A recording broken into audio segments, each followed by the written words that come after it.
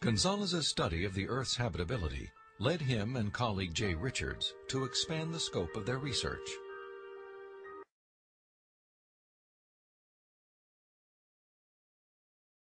They began to examine how a life-sustaining planet like Earth may also give its human inhabitants access to the mysteries of the universe.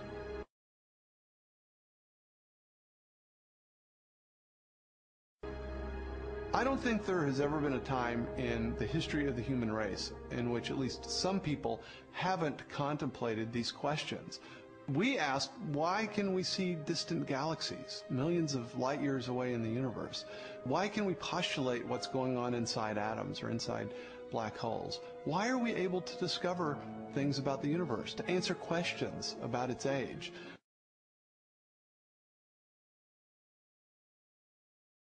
For most scientific discoveries that we're able to make, these sorts of things can't be explained in terms of the survival of the fittest of our distant ancestors.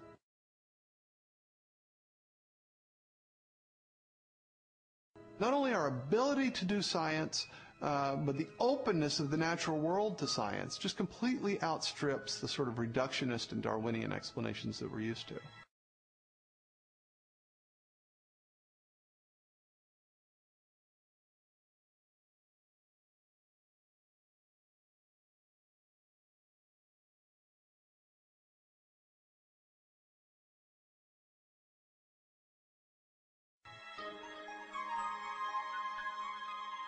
In response to this evidence, Richards and Gonzalez have argued that our ability to make scientific discoveries is no fluke or accident.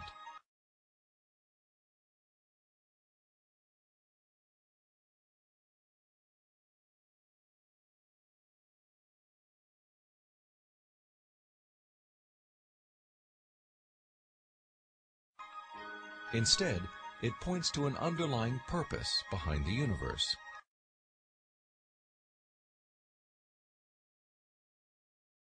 It is actually designed for discovery.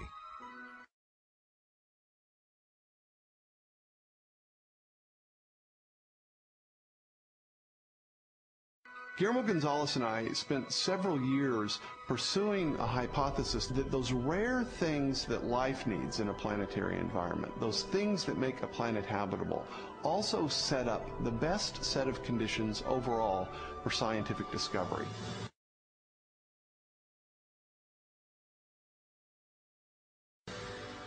There are many examples of this correlation, including our planet's oxygen-rich atmosphere, both a critical requirement for our survival and a transparent window that allows us to explore the distant universe.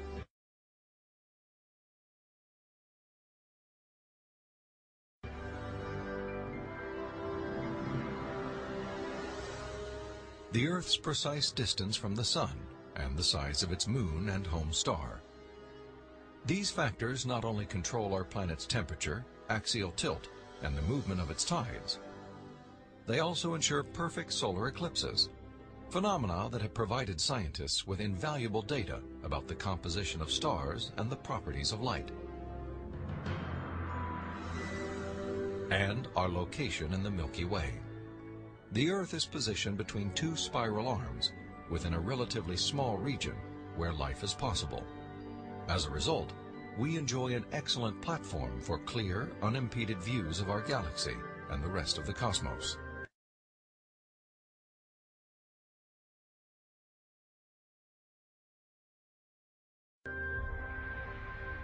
I think God intentionally created a habitat for us that allows us to see Him through the creation that He has left behind.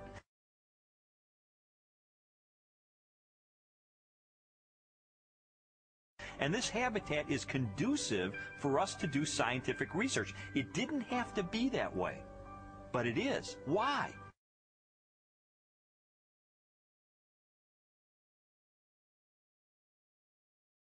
Because I believe that by doing science, we find God.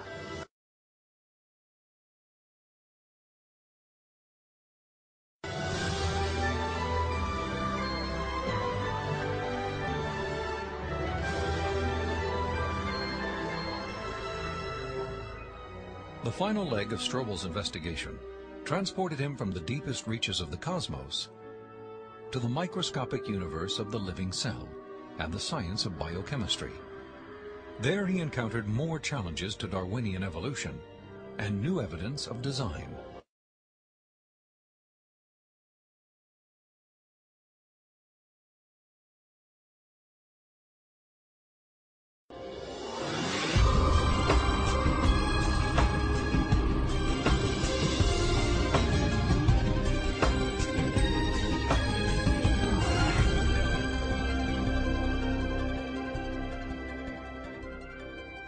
Throughout the second half of the 20th century, spectacular technologies revolutionized scientific understanding of the cell, the basic unit of life. During an interview with biochemist Michael Behe,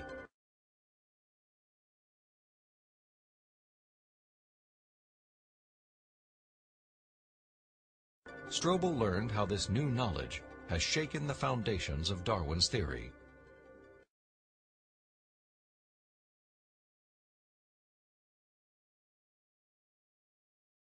In the 19th century, when Darwin was alive, scientists thought that the basis of life, the cell, was some simple glob of protoplasm, like a little piece of jello or something that was not hard to explain at all.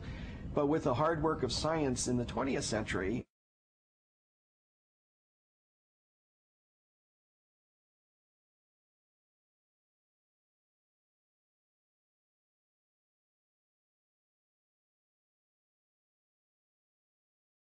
we've seen that the cell is far from simple. It's got very complicated molecular machines and things that are very resistant to Darwinian explanation.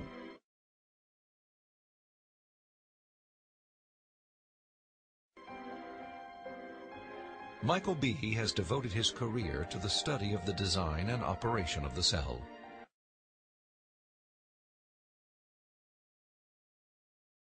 He has also written extensively on the biochemical challenge to evolution.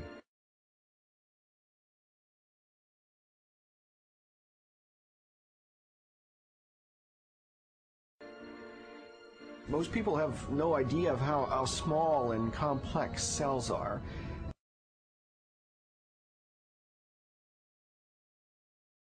A typical cell from you or me, called a eukaryotic cell, is probably 1/10 of the size of the head of a pin.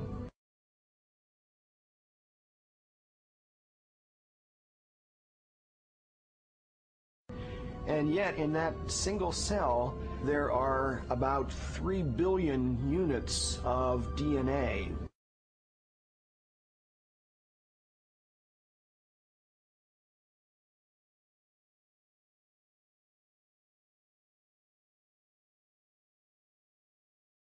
Making out the chromosomes, and those 3 billion units make the molecular machines of the cell, literally machines that make the cell work. With computer animation, we can enter the cell. Here, the staggering complexity of its molecular machinery is clearly seen.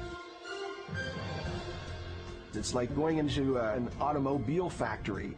The factory has a large number of machines. The parts have to fit together in very specific ways to do their jobs, and if things go wrong, the cell is in big trouble.